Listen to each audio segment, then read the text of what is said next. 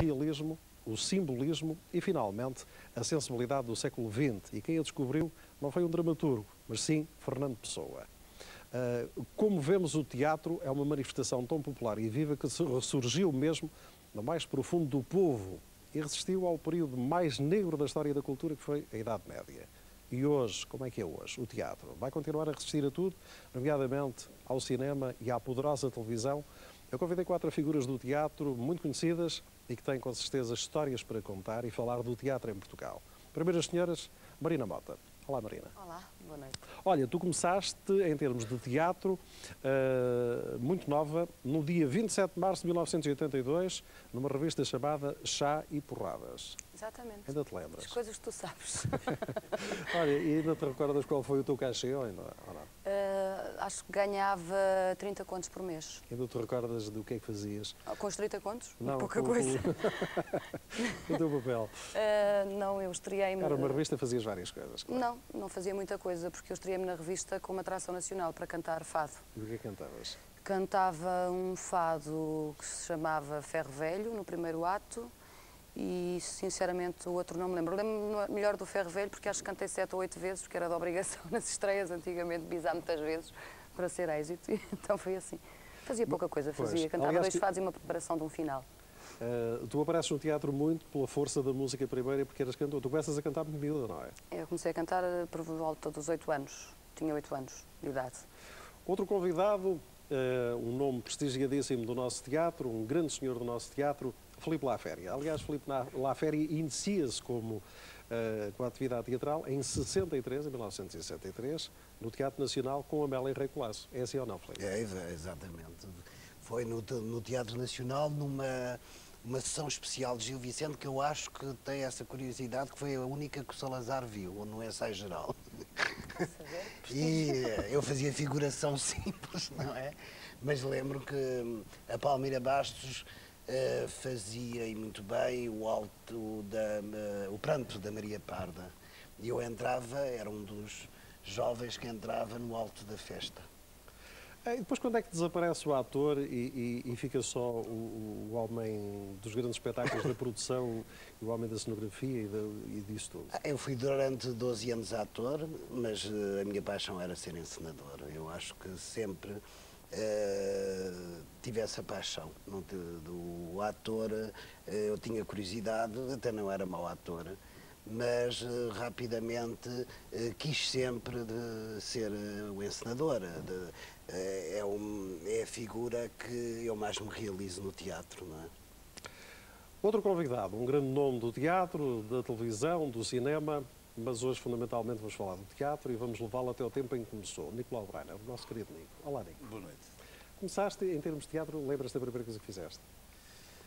Lembro-me, como profissional, fiz uma peça chamada Bobosse, no Monumental, estive numa peça chamada Bobosse. Foi um tremendo êxito, teve 9 dias em cena. Eu não tinha culpa, porque eu entrava... Mas o Filipe Laférie foi ver nesses 9 dias, atenção. Foi o espectador. É verdade. Teve um prémio por causa disso. O espectador do ano. Mas não fui eu que fiz o inêxito da peça. Era um elenco de ouro na altura, Paulo Renato, Maria Dulce, Armando Cortês, Rogério Paulo, tudo que havia de melhor, e a peça, no entanto, falhou, aqueles fenómenos que acontecem. Já vamos falar, aliás... Mas antes tínhamos treinado não como profissional, ainda aluno do conservatório, na Leonor Teles, com o Francisco Ribeiro, com o Ribeirinho. O outro convidado é um nome do teatro, que há 32 anos exerce a sua atividade, o nosso querido Carlos Paulo, e começou no Teatro Estúdio de Lisboa, em 1967. Ainda te lembras como é que foi? Então não lembro, eu é que me fui oferecer. Foi a Companhia da Luzia Maria Martins. Eu fui ver a peça anterior, que era sobre a vida do Bocage, o Bocage Alma Sem Mundo, que é uma peça da Luzia. Vi 17 vezes e apaixonei-me, como acontece quando se tem 16 anos. Depois ofereci-me, eu sabia lá como é. Um dia cheguei lá e disse, é isto que eu quero fazer. E depois eu acho que as coisas acontecem. Ela precisava de um miúdo para a peça a seguir, era o filho da Isabel de Castro, que entretanto tem uma hepatite, e ela há 15 dias da estreia lembrou-se um miúdo que apareceu aqui a oferecer-se, chamem lá esse miúdo, era eu. Portanto, estava destinado... Era criança, não sabia. Não sabia. Não sei se já repararam, mas é assim. Começam como ator, antigamente nascia-se e morria-se ator. Agora não, começa-se como ator e depois passa-se a encenador, começa-se como ator, passa-se a realizador e a diretor de produção, Vocês estão condenados, é? Tu vais ter a tua produtora Marina dentro de algum tempo e Carlos Paulo... Ator até ao fim da vida. Até ao fim da vida. Até ao fim da vida. Onde é que está agora? Até Isto que é a uma voz pergunta... mudou. Ali ao Filipe não pergunto, mas onde é que está o ator Nicolau Breiner? A gente já há bocado perguntou onde é que está. Não, neste momento está. Olha, as pessoas têm saudades de ti. Tu não tens saudades de representar. Mas represento, neste momento eu estou na televisão, não estou a fazer um programa que me agrada muito e que me dá imenso prazer fazer. Há muito tempo que não me divertia a fazer um programa, isso é importante. E faço como ator. E gosto de fazer. Em teatro, julgo, ainda há bocado falava com o Lipi. O Lipi é o Filipe, como o conheço desde assim, é o Lipi. Falava com ele sobre isso. Eu, teoricamente, gosto de teatro. E há peças que me apaixonam, e há autores que me apaixonam. E eu digo, adorava fazer esta peça. Não a faço porque eu sei que 4 dias depois estou perfeitamente cansado de fazer uma peça e não sou capaz de fazer. Diz às pessoas que não gostas de trabalhar, que foi isso que não, mas digo, eu sou um preguiçoso assumido. Isso é um facto. Se eu pudesse não fazia mesmo nada, mas não posso, tenho que trabalhar. Trabalho naquilo que eu, apesar de tudo, gosto mais, que é a realização e produção, de certo modo. Mas, de vez em quando, como é agora o caso, dá-me prazer ser ator. Tu disseste, tu gostas de teatro, vocês gostam de teatro e acham que o público responde... As pessoas gostam de teatro em Portugal? Eu acho que sim. É. Estão a demorar tanto tempo. Eu acho que sim, acho que as pessoas gostam de teatro. Eu acho que há muito público para ver teatro. Eu próprio agora tenho essa prova na Maria Callas, que está há 4 meses praticamente a escutar as lotações. O nosso público é difícil, o teatro talvez não esteja, na minha opinião, não está muito organizado em Portugal. Há grandes lacunas. Acho que não há empresários, que é impossível hoje ser empresário com as leis que há e com as limitações que há. Acho que o único empresário é o doutor Carrilho, não é? É o Estado. E isso é um grande mal para o teatro, porque eu penso, e ainda bem que os grupos têm subsídios e devem ter, mas acho que devia haver um teatro dito comercial, e esta palavra comercial não é pejorativa. É fantástico uma cidade como Lisboa, e quem diz Lisboa no Porto, não haver comédias, comédias como eu tive o prazer como espectador de ver tanto o Nicolau com a Laura, com o Renato, com tantos grandes atores a representarem, com o Solnado, não haver revistas. Eu sou um apaixonado e já me confessei isso publicamente, como passa por mim no Recio pelo esse espetáculo tão português, tão genuinamente nosso, que é a revista à portuguesa, e que infelizmente nós vemos e assistimos à própria destruição do último reduto da revista portuguesa, que era o Parque Meyer. Eu acho, desculpa, temos que passar aqui um bocadinho de celeuma, senão acaba tudo no marasmo.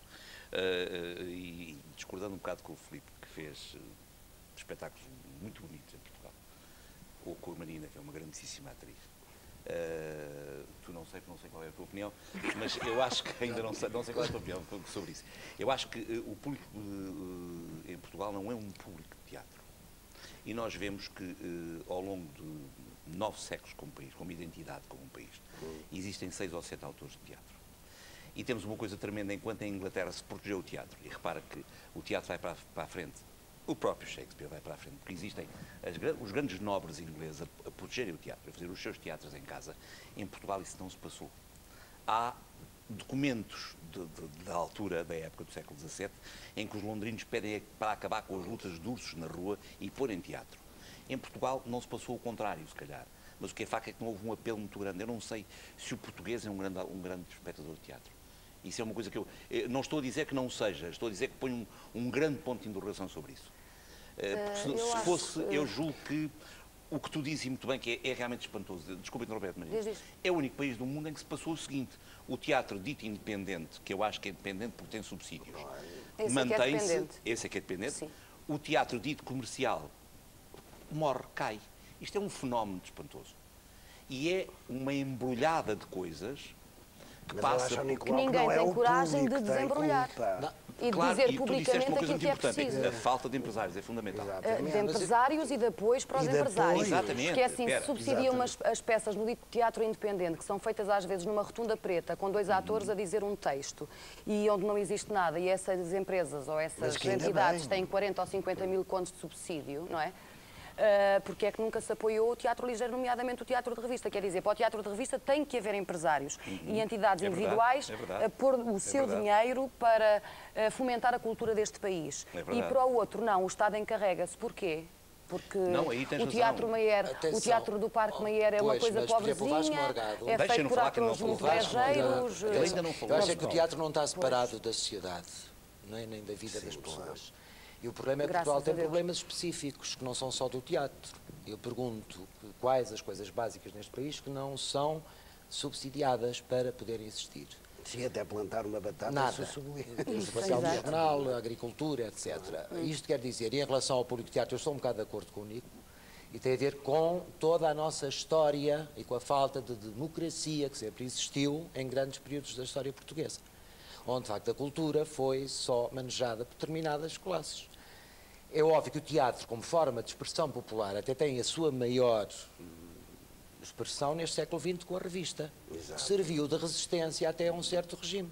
E as pessoas iam à revista e hoje, quando a gente fala com uma forma muito saudosista do desaparecimento da revista, é não querer aceitar que a vida nestes últimos 20 anos mudou radicalmente. Mas, Carlos, e que o Vasco Morgado, por exemplo, era subsidiado por aquele governo da altura. Pois, mas eu acho que nós estamos a recuar Mas era ajudado. Mas este homem que está aqui, o Laféria também, você tem sido, por exemplo, foi acusado de que terá sido... As palavras há bocado que utilizou em relação ao ministro Carrilho, por exemplo, em relação ao Santana Lopes, não as utilizaria. Nessa circunstância, sim, também foi o Estado que apostou e fez o maior êxito que a memória numa revista que subiu à cena ao Nacional. Eu acho, ainda respondendo ali ao meu querido amigo Carlos Paulo, que estou de acordo, mas com algumas coisas, mas eu acho que também nós não podemos limitar a revista também só a este século. A revista, como tu sabes, nasce no século XIX e é de facto feita pelo próprio povo. O Parque Maier é muito engraçado, esta história. Foi feita pelo povo de Lisboa. As pessoas das redondezas, havia... É o único caso que existe. Exatamente. Foi proibida a feira de agosto, que era a feira que se fazia na Avenida da Liberdade, e as pessoas iam com galos para, através do jogo de galos, conseguirem dinheiro para o Parque Maier. Isto muito antes